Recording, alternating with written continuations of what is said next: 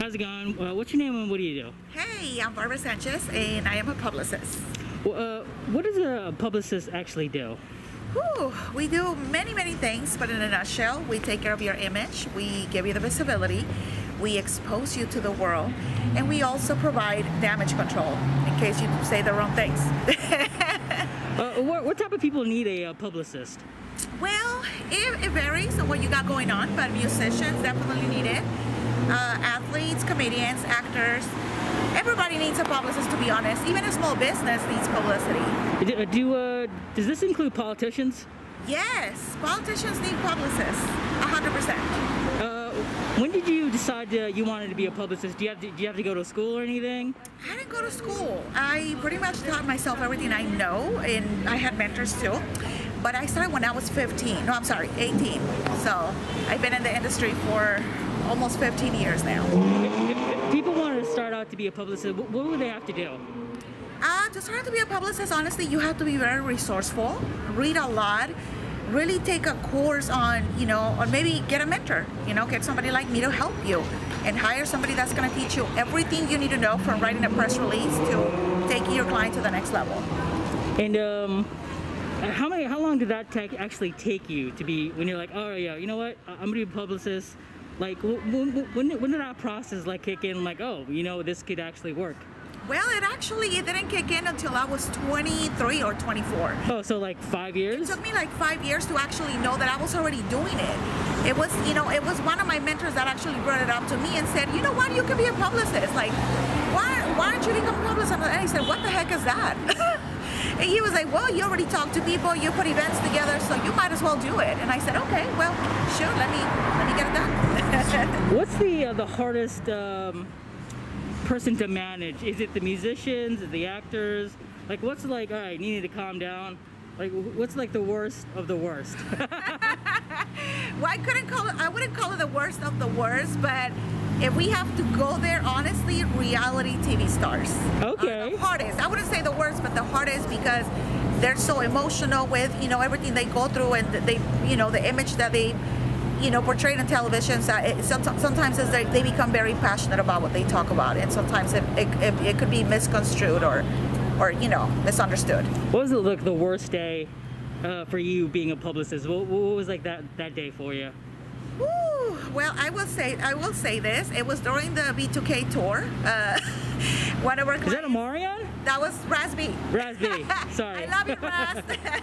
He's my client right now, but definitely that was a little bit of a nightmare and a PR disaster, because he wasn't necessarily in a good space at the time, and I won't go into details, but it was phone calls at 5 in the morning. We have to do this, we have to put out this fire, we have to call the blogs, minimize the press. So it was, yeah. I mean, I will say that was one of the few moments that, Do you have a high you remember being a publicist? A highlight of being a publicist, yes. Working with Hannah Geraldo, which is Pat Benatar's daughter. Okay. She's super talented, and we just closed the show with E. So, if I'm somebody who's coming up, what kind of publicist, what's the information I need to get a publicist? What kind of information you would suggest? I will suggest you actually send and you get yourself an EPK, and that stands for Electronic Press Kit. Making sure that you highlight everything you've done before you contact. What if I've done nothing? Well, that's a hard one, right? Yes, with that you will actually need to build some kind of work. Okay. Yeah, to start with somebody, because otherwise, then what are we publicizing? I see. Right. So if you're you're up and coming, you've done some work, you decided you know what, maybe I need a publicist. Yes, that's correct. So you need a publicist when you're already getting a lot of phone calls, when you're like, oh my God, we need you here, we need you to do this. Or can you be a part of this? Can you be a part of that? So that's when you decide, holy smokes, I do need someone to represent me. Do you get a cut like the managers, or what's the situation when they hire you? So that's a great question. Thank you for asking that, because a lot of people get this mixed up. So managers collect percentages. Is it 10% now? 15% by law in California. Oh wow. Yes, and publicists, we collect retainer fees, which means that you pay us every month. It could be anywhere from $10,000 to $20,000, depending on what you need done and what projects you're working on. But managers collect percentages. We collect retainer fees. Does it matter if the person gets bigger? Do you change the retainer fee? Like, you know what I'm saying? Yes, absolutely. I mean, if we're bringing some kind of brand deals for the talent, you know, we can also increase the retainer fees or the percentages, you know, that we cut for the brands. Is it a lot easier to get a publicist if you're like social media famous now instead of like regular famous being like an actor or an actress? Yes, that's another great question. I was just having this conversation in the car with somebody that was inquiring about my services, and it's a numbers game nowadays. So if you're a TikTok influencer, I can get you more, you know, publicity because you're trending on TikTok or whatever it is. What do you mean by numbers? Do you mean just followers or likes or watch time? Numbers, yeah, your numbers on social media matter a lot.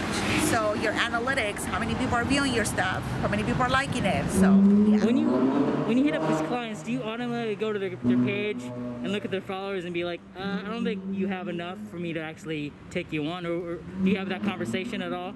Yes, I do. That's the first conversation I have with everybody. I'm like, okay, what are your numbers looking like? On both Instagram and if they're TikTok influencers, I mean, I also have to look, but Instagram is the platform where everybody looks at your stuff. That's your resume nowadays. And it's not going anywhere. So you better have your followers right on Instagram, for sure. What would you say for the up-and-coming women who are maybe not trying to be a publicist, maybe an entrepreneur? What would you say to them? I know you said something you didn't, you know, take on this job, like didn't go to school, you basically just hustled. Right. What would you say for the young female entrepreneurs? I will say consistency is the key to success.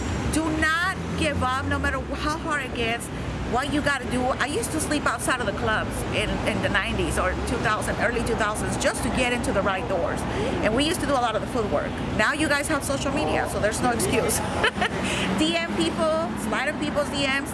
Get mentors, get a mentor, because a mentor is going to really, you know, guide you through the process. So I do mentorships too.